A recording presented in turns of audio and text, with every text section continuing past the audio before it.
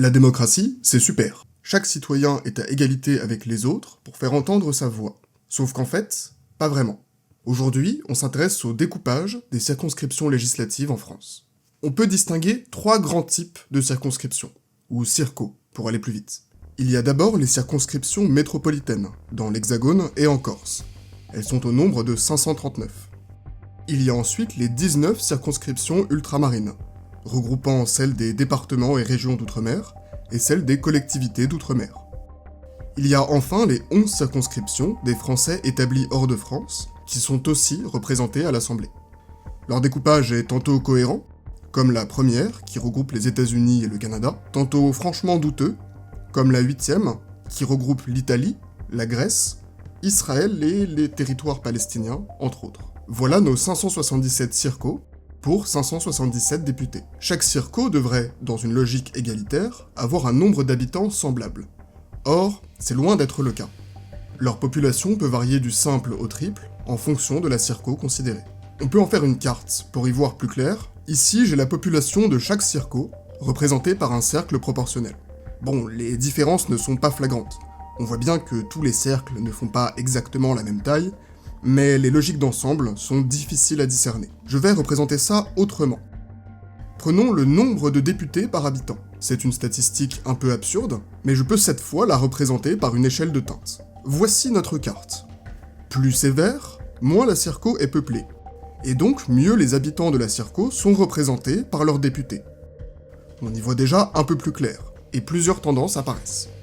D'abord, l'arc atlantique est mal représenté. C'est là que se trouve la circo la plus peuplée de l'Hexagone, la 5e de Loire-Atlantique, dans la région Pays de la Loire, qui compte près de 170 000 habitants. D'ailleurs, ce département est le dindon de la farce. Dans le top 5 des circonscriptions les plus peuplées de l'Hexagone, 3 sont dans ce département, la 5e, la 10e et la 9e.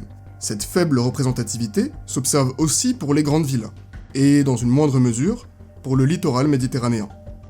Au sein même des grandes villes, la situation varie.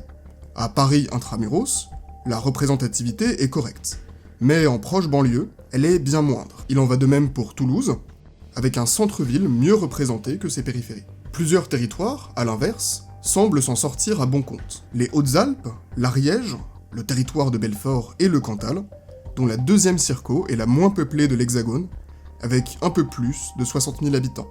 Comparé aux 170 000 habitants de la circo de Loire-Atlantique, nous avons bien notre rapport du simple au triple. On peut dire qu'un habitant de Saint-Flour, dans le Cantal, est 3 fois mieux représenté à l'hémicycle qu'un habitant de Châteaubriand, en Loire-Atlantique.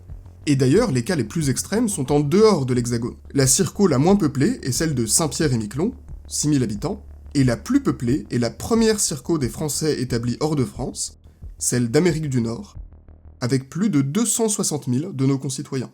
Quelle importance!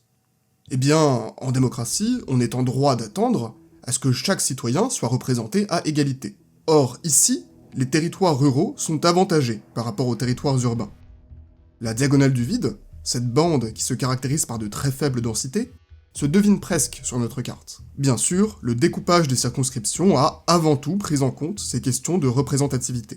Mais la population française se déplace et évolue, ce qui a conduit à des redécoupages successifs. Le dernier, souhaité par Nicolas Sarkozy pour mieux rendre compte de ces évolutions, date de 2010.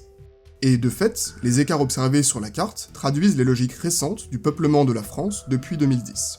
L'arc atlantique connaît une croissance démographique soutenue, liée à l'installation massive de retraités qui veulent se la couler douce au bord de la mer. Cela explique sans doute sa plus faible représentativité, la population de ces territoires ayant sensiblement augmenté depuis le dernier découpage. Le même phénomène peut expliquer le décalage en région parisienne. La population de la ville de Paris diminue lentement depuis des décennies.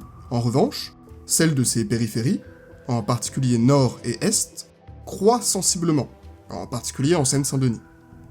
Résultat des courses, avec le découpage actuel, les périphéries parisiennes sont moins bien représentées que la ville-centre elle-même. Le raisonnement inverse fonctionne aussi. Les territoires montagneux de l'Ariège ou des Hautes-Alpes, très bien représentés, connaissent une certaine déprise démographique, ce qui conduit à une représentativité de plus en plus importante, en tout cas tant que le découpage reste inchangé. C'est bien beau de critiquer, mais il faut être réaliste. On peut pas changer le découpage à chaque élection, ce serait infiniment laborieux. En plus, le découpage est censé être révisé à intervalles réguliers, même si, dans les faits, ça n'a pas toujours été le cas. Et puis, le découpage, même s'il peut être imparfait, est souvent cohérent. Je vois mal avec qui grouper les 6000 habitants de Saint-Pierre-et-Miquelon, qui ont sans doute des intérêts très spécifiques. Soyons enfin de bonne volonté. Au-delà de ces quelques exemples extrêmes, l'immense majorité des circonscriptions ont une population similaire, de l'ordre d'une centaine de milliers d'habitants. Rappelez-vous la carte de la population par circonscription. Il ne faut pas y voir un complot anti-démocratique. Mais cela reste une situation d'injustice.